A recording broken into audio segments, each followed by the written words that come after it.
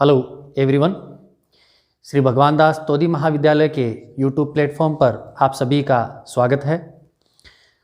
आज की जो क्लास है अपनी, उसमें हम स्टडी करने जा रहे हैं पैरासिटिक अडेप्टेशंस इन हेलमिन्थ्स।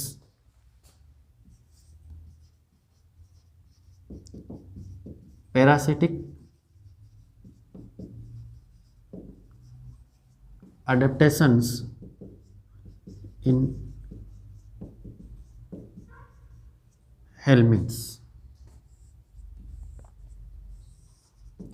परजीवियों में अनुकूलन जो है उसकी स्टडी अपन करेंगे कि जितने भी प्रकार के जो परजीवी हैं उनमें हम पढ़ते आए हैं आज तक कि भी इनके नेचर के आधार पर जो जीव हैं उनके नेचर के आधार पर, भोजन ग्रहण करने के आधार पर और रहन सहन के आधार पर इनकी अलग अलग कैटेगरीज जो हैं वो डिवाइड होती है।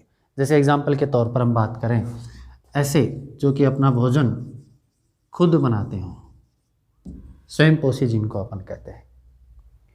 दूसरी कैटेगरी में जो शामिल हैं वो हैं हेटेरोट्रॉप्स,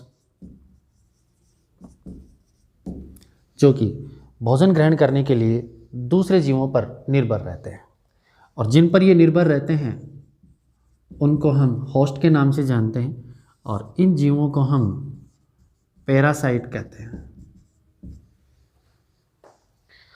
और इनकी जो स्टडी की जाती है उसको पैरासाइटोलॉजी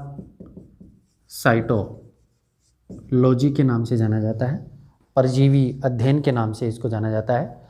और पैरासिटिज्म की जो इनकी प्रक्रिया है, मतलब जो इनके रहने का जो तरीका है, उसको हम पैरासिटिज्म के नाम से जानते हैं। आपने सुना होगा कि बहुत से ऐसे परजीवी हैं, परजीवियों में ज़्यादातर जो कैटेगरी शामिल हैं वो आर्थ्रोपोड्स, कौन कौन से जो हैं उनको शामिल किया गया है। आर्थ्रोपोड्स हैं इसमें शामिल, और इनके अलावा जैसे आप देखेंगे एनालिड्स के जो हैं निमेटोड्स, इनको शामिल किया गया है।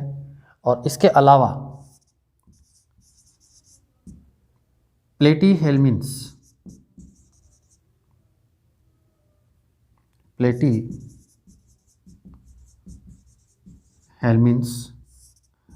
और एक्स हेलमिन्थ्स के जो सदस्य हैं उनको इसमें शामिल किया गया है, क्योंकि इनकी जो होस्ट पर स्थिति होती है, इनकी जो पोजीशन होती है, उसी के बेस पर इनको हम आइडेंटिफाई करते हैं। एग्जाम्पल के तौर पर ऐसे परजीवी जो कि शरीर के अंदर अपना जीवन जो है वो संपन्न करते हैं, उनको हम एंडोपैरासाइट के नाम से जानते हैं। और वे परजीवी जो कि बाहर रह करके अपना जीवन संपन्न करते हैं उनको हम एक्टोपैरासाइट के नाम से जानते हैं। अब जो एक्टोपैरासाइट हैं और जो एंडोपैरासाइट हैं, इनको रहने के लिए या अपना जीवन संपन्न करने के लिए या अपनी संतति को प्रोड्यूस करने के लिए इनको अलग अलग प्रकार के अनुकूलन की आवश्यकता पड़ती है। क्योंकि ये जिस इन्वायरमेंट के अंदर रहते हैं, अगर मान लीजिए अपनी इंटेस्टाइन के अंदर हैं, तो इंटेस्टाइन के अंदर इनको रहने के लिए, अपना जीवन व्यतीत करने के लिए जिन जिन एडेप्टेशंस की ज़रूरत पड़ती है वो इनके लिए रिक्वायर्ड होते हैं। अदरवाइज ये क्या होंगे, यहाँ से विलुप्त हो जाएंगे। कि जब ये होस्ट के अंदर मौजूद होते हैं तो उनके दो रूप हो सकते हैं। एक तो ये स्थायी रूप में अपना जीवन वहाँ पर व्यतीत करते हों, और एक इस तरीके के होते हैं जो कि अस्थायी रूप में अपना जीवन व्यतीत करते हों। तो दो इनकी कैटेगरी और भी है, जैसे ये अस्थायी रूप में और स्थायी रूप में, दो रूप हैं इनके। तो अस्थायी रूप में तो वो परजीवी होंगे जो कि कुछ समय के लिए किसी होस्ट के अंदर अपना जीवन व्यतीत करते हैं, और स्थायी रूप में वो होंगे जिनका जो संपूर्ण जीवन है, चाहे वो उनकी लार्वल स्टेज हो या उनके अंडे हो या सिस्ट हो या खुद वो हो एडल्ट के रूप में हो, तो उनका जीवन जो है वो कंप्लीट रूप से उसी होस्ट के अंदर संपन्न होता है। और इनके अंदर जैसे स्थायी रूप है या अस्थायी रूप है, दोनों प्रवृत्ति इसी चीज़ पर निर्भर करती है कि इनकी जो कोटिंग है वो किस प्रकार की है, इनके जो भोजन ग्रहण करने का तरीका है वो कैसा है, दूसरे जो इस तरीके के मटेरियल हैं जिनसे बचने का तरीका क्या है, उस पर ये चीज़ें निर्भर करती हैं। जैसे हम बात करेंगे जोंक की, या हम बात करें लिवर फ्लूक की या टीनिया की, तो ये सब कैसे होते हैं? विकल्पी प्रकार के होते हैं, ऑब्लिगेटिव प्रकार के पैरासाइट कहलाते हैं। जबकि दूसरी तरफ हम बात करें जो कि फ्री फॉर्म में रहने वाले हैं, मुक्त रूप से अपना जीवन व्यतीत करते हैं, उन जीवों को हम फैकल्टेटिव जो पैरासिटिक हैं या फैकल्टेटिव पैरासाइट हैं, उनको हम उस रूप में जानते हैं। तो जैसे जोंक है या फिर लिवर फ्लूक है, इन दोनों का तरीका जो है जीवन जीने का, वो भी एक अलग रूप में आपको देखने को मिलेगा। एग्जाम्पल के तौर पर लिवर फ्लूक को जहाँ आप भेड़ की लिवर के अंदर आप पाते हैं, वहीं जोंक जो है वो एक्टा पैरासाइट के रूप में मौजूद होकर के आप ब्लड सक करते रहते हैं। और टीनिया को आप देखेंगे तो वो इंटेस्टाइन के अंदर आपको देखने को मिलेगा।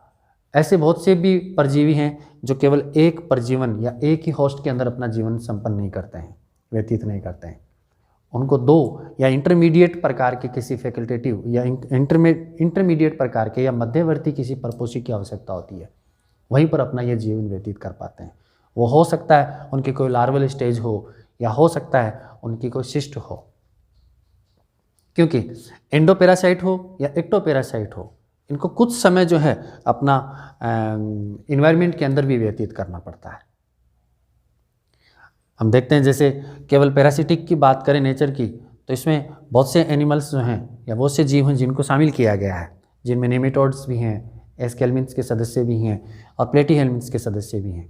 इन सभी को हम हेल्मिन्स की कैटेगरी में लेते हैं। या ऐसे वर्म्स जो कि कर्मी रूपी होते हों, जिनका रूप जो है वो कृमि वर्म लाइक इनकी स्ट्रक्चर हो, या ऐसे एनिमल जिनकी जो स्ट्रक्चर है वो प्लेट लाइक हो, फितेनुमा हो, फितानुमा जिनकी आकृति हो, या लीफ लाइक हो।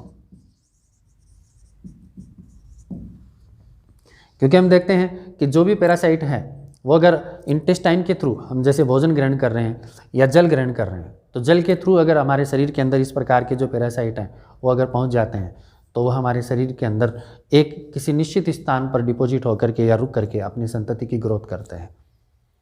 एग्जाम्पल आपने सुना होगा जैसे ड्रैकनक्यूलिसिस है, नार्वा रोग जैसे आपने सुना होगा। तो इस प्रकार के जो पैरासाइट हैं जो अपने शरीर के अंदर ही ग्रोथ करते हैं, इनका रहने का जो स्थान है या फिर जो रहने के जो स्थल हैं इनके, वो आपको जल या दूसरे जो सोर्सेज हो सकते हैं, लेकिन जो इनकी ग्रोथ होगी, जहाँ ये रिप्रोडक्शन कर सकते हैं, प्रजनन कर सकते हैं, जहाँ ये भोजन ग्रहण कर सकते हैं, जहाँ एक निश्चित इनको एनवायरनमेंट की आवश्यकता होती है, वो एक होस्ट की बॉडी ही हो सकती है।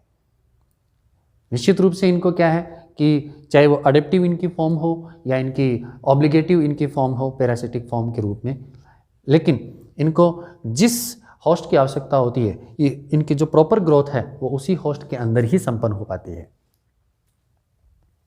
जैसे हेल्मिन्स की अपन बात करें तो हेल्मिन्स में ज़्यादातर जैसे मैंने आपको बताया प्लेटीहेल्मिन्स और एस्केल्मिन्स के जो सदस्य हैं उनको शामिल किया गया है। ये जो दोनों हैं ग्रुप, इनको हेल्मिन्स के अंदर शामिल किया गया है, क्योंकि ये जो कैटेगरी वाले एनिमल्स हैं ये अधिकतर कैसे होते हैं, पैथोजेंस के रूप में जाने जाते हैं। ये रोगजनक के रूप में जाने जाते हैं, जो कि मनुष्य के अंदर डिफरेंट टाइप की जो एज के अंदर हम देखते हैं उनमें आपको इनके द्वारा उत्पन्न किए गए रोगों की तादाद आपको देखने को मिल सकती है। चाहे वो प्लेटीहेल्मिन्स के सदस्य के रूप में टीनिया हो या एस्केल्मिन्स के सदस्य के रूप में एस्केरिस क्यों ना हो। एस्केरिस लम्ब्रिकोइडिस जो है वो बच्चों के अंदर हम देखते हैं ढेर सारे जो इंटेस्टाइन से रिलेटेड हैं उन रोगों के रूप में भी अपने को दिखाई देते हैं। तो इनकी स्टडी जो है, हेल्मिन्स की जो स्टडी है, जिस तरीके से हम पैरासाइट की स्टडी को पैरासाइटोलॉजी के नाम से जान रहे हैं, इसी तरीके से यहाँ पर जो हेल्मिन्स है उनकी स्टडी जो है वो हेल्मिन्थोलॉजी के नाम से जानी जाएगी।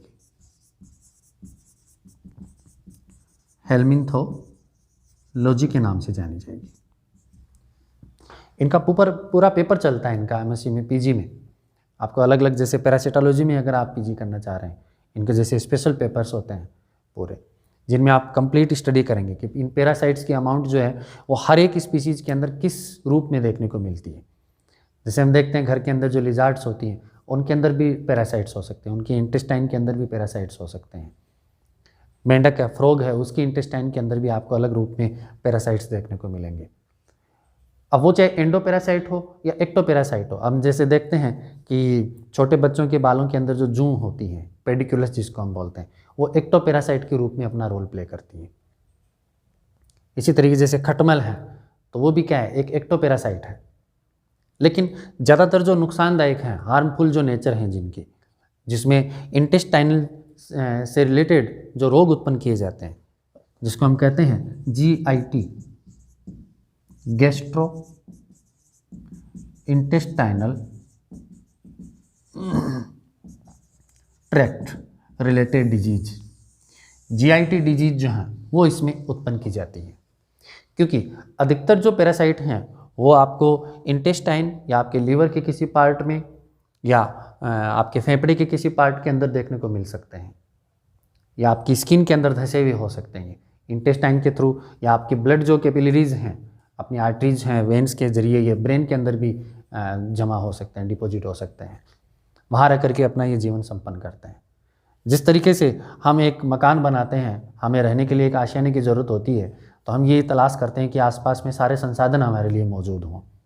उसी रूप में ये जो जितने भी पैरासाइट हैं ये भी इसी चीज़ की तलाश करते हैं कि जिस जगह हम रहें हमें एक अच्छा टेम्परेचर वहाँ पर मिले, भोजन की उपलब्धता रहे, किसी भी प्रकार के शत्रु हो उनसे हमें सुरक्षा मिले। अब जैसे अगर कोई पैरासाइट है वो अपनी इंटेस्टाइन के अंदर जाएगा तो सबसे पहले उसको स्टोमक के अंदर पहुंचना होगा, और स्टोमक का जो आपको पता है कि वहाँ का इन्वायरमेंट जो है वो एसिडिक नेचर का होता है। वहाँ पर जो हाइड्रोक्लोरिक एसिड है उसकी अमाउंट इतनी ज़्यादा होती है कि एसिडिक होने के कारण, हाइपर एसिडिटी के कारण वो वहीं पर नष्ट हो जाते हैं बहुत से तो। लेकिन जो कुछ बच जाते हैं उनमें बचने का जो रीज़न होता है वो उनकी मोटी परत होती है, सिस्ट होती है इनकी, या इनके अंदर इस तरीके की रेजिस्टेंस होती है जिसके कारण ये बच जाते हैं, बच पाते हैं। इनकी कुछ अमाउंट अगर मान लीजिए स्टोमक को पार करके अगर वो इंटेस्टाइन के लेवल तक पहुंच जाती है तो इंटेस्टाइन के अंदर पहुंचने के बाद इनमें एक क्षमता होती है कि वो वहाँ पर रह करके एक अलग तरीके की ग्रोथ करें वहाँ पर। जैसे आपने देखा होगा छोटे बच्चों के अंदर न्यूमोनिया हो जाता है तो डिप्लोकोकस न्यूमोनी जो है वो क्या करता है, अपनी ग्रोथ इतनी तादाद में, इतनी तेज़ गति से कर लेता है कि फेफड़े के अंदर जो अपनी एल्वियोलाई होती है उनको ब्लॉक कर दिया जाता है। उनके जो सीक्रेशंस होते हैं जो टॉक्सिक नेचर के होते हैं, जहरीले नेचर के होते हैं, इनकी त्वचा से जो रिलीज़ किए जाते हैं उनके कारण जो है वो वहाँ पर पूरा इन्वायरमेंट जो है वो ब्लॉक कर दिया जाता है, जिससे कि सांस लेने में बच्चे को दिक्कत होती है और डेथ हो जाती है अगर उसको प्रॉपर ट्रीटमेंट नहीं मिलता तब। इसी तरीके से जो लीवर से रिलेटेड जो डिजीज़ हैं जिनमें इन पैरासाइट का ज़्यादातर रोल देखने को मिलता है। हालांकि अधिकतर जो डिजीज़ हैं जिनमें जो पैथोजेंस के रूप में जो रोल प्ले करते हैं उनमें डिफरेंट टाइप के बैक्टीरिया या डिफरेंट टाइप के वायरस का रोल होता है। अब इनमें भी हम ये जानते हैं कि बैक्टीरियल जो इनकी ग्रोथ है या वायरल जो ग्रोथ होती है वो भी टेम्परेचर पर आधारित होती है। टेम्परेचर के अलावा इनकी ग्रोथ जो है हम देख पा रहे हैं, जैसे कि जो भी बैक्टीरिया या वायरस या जिनको हम कहें जो कि पैथोजेंस के रूप में है, इन दोनों को हम पैथोजन कह सकते हैं, और इनकी स्टडी जो है वो पैथोलॉजी कहलाती है।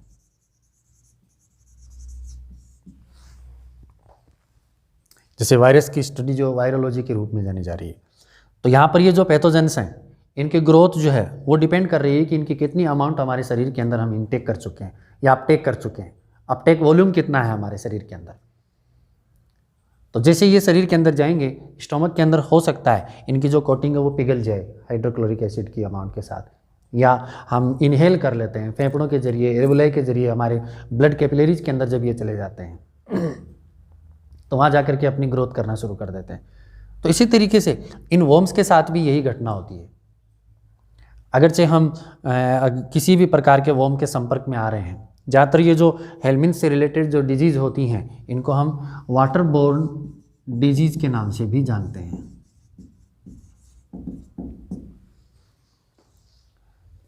जो जल के कारण ही उत्पन्न होने वाली हैं अधिकतर। इसी रूप में आपने देखा होगा जैसे हम टाइफाइड से पीड़ित हो जाते हैं, साल्मोनेला टाइफी। तो टाइफी भी क्या एक तरीके की वाटर बोर्न डिजीज़ है। तो जिस तरीके से हम बात कर रहे हैं पैरासाइट्स की, डिफरेंट टाइप के जो पैरासाइट्स हैं, जिनमें ज़्यादातर जो पैरासाइट्स जो हैं जिनमें शामिल किया गया है वो एस्केल्मिन्स और ये जो प्लेटीहेल्मिन्स हैं, इन्हीं के सदस्यों के बारे में चर्चा करते हैं। हमारे इस टॉपिक में ज़्यादातर चर्चा इसी पॉइंट से रिलेटेड रहेगी, क्योंकि इसके अलावा तो ढेर सारे ऐसे पैथोजेंस हैं जो कि हमारे शरीर में लगातार संपर्क में आते हैं। हमारा शरीर का इम्यून सिस्टम जो इनको कंट्रोल करने में भी इम्यूनिटी डेवलप करता है, डिफरेंट टाइप के एंटीबॉडीज़ जो हैं वो डेवलप की जाती हैं, जिनके कारण हम जो विभिन्न प्रकार के वायरस हैं या विभिन्न प्रकार के जो बैक्टीरिया हैं उनसे अपनी प्रोटेक्शन पा लेते हैं। लेकिन ये जो जितने प्रकार के हेल्मिन्स हैं, इनमें एंटीजेंस और एंटीबॉडी का जो रोल है वो बहुत कम देखने को मिलता है। उसका रीज़न ये है क्योंकि इनकी जो सतह है, स्थल है इनके, जहाँ पर ये ग्रोथ होती है इनकी, वो इसी तरीके के होते हैं। अब ज़्यादातर इनको इंटेस्टाइन को डैमेज करते हुए या इंटेस्टाइन को प्रभावित करते हुए, या इनको हम स्टोमक को प्रभावित करते हुए, ठीक है, या अपनी स्किन को प्रभावित करते हुए, रेक्टम को प्रभावित करते हुए, और अगर ये इनकी किसी भी रूप में अमाउंट कोई अगर ब्लड के थ्रू इंटेस्टाइन से निकल करके अपने कैपिलरीज के अंदर आ जाती है, तो वहाँ ये पहुँच करके हो सकता है आपके लीवर को डैमेज कर सकते हैं, अपने शरीर के अंदर किडनी को ये डैमेज कर सकते हैं। किडनी का जो फंक्शन होता है, किडनी फंक्शन टेस्ट जो होता है, रीनल फंक्शन टेस्ट जो होता है, उसको ये डिस्टर्ब कर सकते हैं। उसके अलावा अपने ब्रेन को ये डैमेज कर सकते हैं, ब्रेन के किसी पार्ट को डैमेज कर सकते हैं। तो हमारे शरीर के अंदर जो डिफरेंट ऑर्गन्स हैं, हम ये कहेंगे कि ये डिफरेंट ऑर्गन्स को अपना टारगेट बनाते हैं, क्योंकि इनका जो टारगेट होता है वो डिफरेंट टाइप के ऑर्गन्स हो सकते हैं, जहाँ पर इनको प्रॉपर सुरक्षा मिल सके, प्रोटेक्शन मिल सके। जैसा मैंने आपको बताया कि हम घर बनाते हैं तो सोचते हैं कि भी चारों तरफ से हमारे हर एक तरीके की सुविधाएं मिले, हॉस्पिटल भी हो, वहाँ पर पुलिस का थाना भी हो, ठीक है, बिजली की सुविधाएं मिले, पानी भी मिले। उसी रूप में ये भी एक टारगेट ऑर्गन को प्रभावित करता है, जहाँ इनको प्रॉपर ऑक्सीजन की अमाउंट मिल सके। हालांकि ज़्यादातर ये कैसे होते हैं, एनएरोबिक नेचर के होते हैं, अवायवीय श्वसन करने वाले होते हैं, जिससे कि अगर ये किसी भी इन्वायरमेंट में ऐसे में चले जाएं जहाँ पर इनको ऑक्सीजन की उपलब्ध मात्रा नहीं मिल पाए, उपयुक्त मात्रा इनको नहीं मिल पाए, तो भी इनकी ग्रोथ जो वो जारी रहती है। क्योंकि इनके जो जीवन की अवस्थाएं हैं, जिनमें उनकी वृद्धि हो, चाहे उनके वंश की वृद्धि हो, चाहे उनके अंदर प्रजनन की प्रक्रिया हो, सभी प्रक्रियाएं, भाई मूल इनका टारगेट क्या है कि इनका वंश आगे बढ़े। इसलिए क्या करते हैं, लगातार प्रजनन करते रहते हैं, रिप्रोडक्शन करते रहते हैं, जिससे कि इनका वंश जो है वो ग्रोथ, उनकी मल्टीपल फॉर्म में ग्रोथ होती है इनकी। जैसे हम एग्जांपल देखें, गर्मियों की सीज़न के अंदर या मौसम जब बदलता हो, हम हैजा या पेचिस, उल्टी या दस्त जो होते हैं, इनसे रिलेटेड जो ज़्यादा बीमारियों की चपेट में आ जाते हैं। कारण यही होता है कि भी जो बैक्टीरिया हमारे शरीर के अंदर पहुँच गए हैं वो इस तरीके से मल्टीपल फॉर्म में ग्रोथ करते हैं कि हम कुछ ही समय के अंदर उससे पीड़ित हो जाते हैं। यही कंडीशन इनके साथ भी लागू होती है कि ये जहाँ पर पहुँचे हैं, अब जैसे छोटा बच्चा है वो निमोनिया से पीड़ित हो गया, इसका मतलब वो 2 या 3 या 4 दिन के अंदर जब उसको प्रॉपर ट्रीटमेंट नहीं मिलता है तो वो जो उसके अंदर जुकाम है या खांसी के जो कंडीशन है वो फिर निमोनिया में कन्वर्ट हो रही है। तो यहाँ पर ये अपने वंश को बढ़ाने के लिए लगातार वृद्धि करते जा रहे हैं, मल्टीपल फॉर्म में इनकी वृद्धि हो रही है, ग्रोथ हो रही है इनकी। इसलिए वंश को बढ़ाने के लिए लगातार इनके अंदर प्रजनन की जो है प्रक्रिया देखने को मिलती है। तो इनकी वृद्धि जो जीवन की अवस्थाएं हैं, जीवन की अवस्थाओं में हम शामिल करें, जैसे इनकी लाइफ फॉर्म जो होती हैं,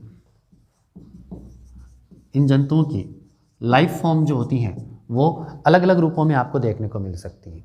जैसे हम देखते हैं कि यहाँ पर इनके अंडे देने की प्रक्रिया से लेकर के इनकी लार्वल स्टेज और इनके एडल्ट में कन्वर्ट होने की प्रक्रिया तक विभिन्न चरण जो होते हैं वो काफ़ी सरल देखने को मिलते हैं।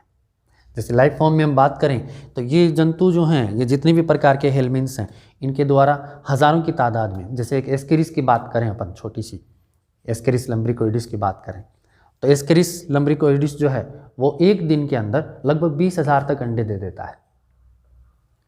तो सोचो कि अगर इनको प्रॉपर ट्रीटमेंट हम नहीं देंगे या प्रॉपर ट्रीटमेंट हमें नहीं मिल पाएगा तो ऐसी कंडीशन में इनके अंडे की तादाद जो वो कितनी ज़्यादा बढ़ जाएगी, और उन अंडों से निकलने वाली किसी भी रूप में जो दूसरे प्रकार के हेलमिन्स हैं उनसे निकलने वाली को इनकी इंटरमीडिएट अवस्थाएं हैं, जैसे एग्जांपल के तौर पर हम लार्वल स्टेज लें, बहुत से जंतु हैं जैसे जिनमें हम देखते हैं, उनकी फॉर्म देखते हैं हम ज़्यादातर, ये इसमें प्लेटीहेल्मिन्थ्स में हम देखते हैं, जैसे रेडिया लार्वा है, सर्केरिया लार्वा है। तो ये अपने चरण जो हैं, चरणबद्ध तरीके से जो है वो लगातार अपनी ग्रोथ करते रहते हैं। फिर इनकी जो एडल्ट की जो अवस्थाएं हैं वो भी नुकसानदायक है। और इन जंतुओं की जो कि हेल्मिन्थ्स के रूप में है, इनकी हर फॉर्म जो होती है लाइफ की, हर फॉर्म जो है वो चाहे अंडे से लेकर के एडल्ट तक की क्यों ना हो, ये सभी प्रकार की फॉर्म जो होती हैं वो हार्मफुल होती हैं। इसलिए हम ये कहेंगे कि हेल्मिन्थ्स जो होते हैं अधिकतर कैसे होते हैं, हार्मफुल इन नेचर होते हैं। इनकी जो प्रकृति है वो कैसी होती है, नुकसानदायक होती है, खासकर मनुष्य के लिए। अब ये हम चाहे इनके संपर्क में इनडायरेक्ट रूप में आए या फिर इनके संपर्क में हम डायरेक्ट रूप में आए, किसी भी रूप में आए, ये अपने टारगेट ऑर्गन को प्रभावित करेंगे और उस टारगेट ऑर्गन के जरिए हम क्या होंगे, निश्चित रूप से किसी न किसी पैथोजेंस या किसी दूसरी जो अल्टरनेटिव जो बीमारियां हैं उनके संपर्क में आएंगे। और इनकी जो फॉर्म है वो एक टेम्परेचर पर बेस्ड होती है, पीएच के लेवल पर भी डिपेंड कर रही है। हमारे ब्लड का पीएच लेवल जो है और हमारी इंटेस्टाइन का पीएच लेवल है, इन पर भी ये डिपेंड कर रही है। क्योंकि जब तक ये अपने माउथ के जरिए या स्किन के जरिए जब हमारे शरीर के अंदर एंटर करते हैं, तो एंटर करने से लेकर के इनके टारगेट ऑर्गन तक पहुंचने की जो प्रक्रिया है वो खुद बड़ी जटिल है। लेकिन जैसे ही किसी टारगेट ऑर्गन तक पहुंचेंगे, इनके अंदर वो स्थायित्व का गुण आ जाएगा। जैसे हम कहते हैं, हमने पढ़ा अस्थायी रूप और स्थायी रूप इनके जैसे हैं। तो स्थायी रूप वाले जो हैं वो लगातार अपने शरीर के अंदर बने रहते हैं, लंबे टाइम तक बने रहते हैं। और ऐसी नेचर जिन पैथोजेंस की या जिन हेल्मिन्थ्स की है वो अस्थायी रूप में है।